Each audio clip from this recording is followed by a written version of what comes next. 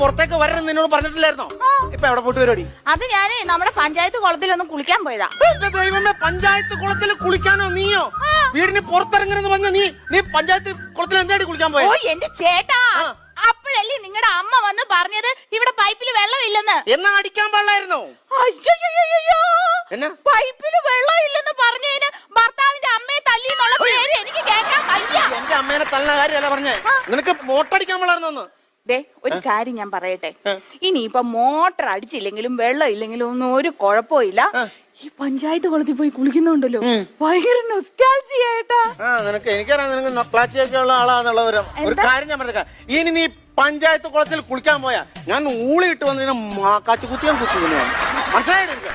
നീ പോയി, നീ പോണു. നീ നൊസ്റ്റാൾജിയ നൊക്ലാറ്റിയ എനിക്കെല്ലാം മനസ്സിലാവുന്നുണ്ട്. എനിക്ക് സൗന്ദര്യമില്ല, നിനക്ക് നൊക്ലാറ്റിയ. ഒപ്പം നീ കേട്ടോ.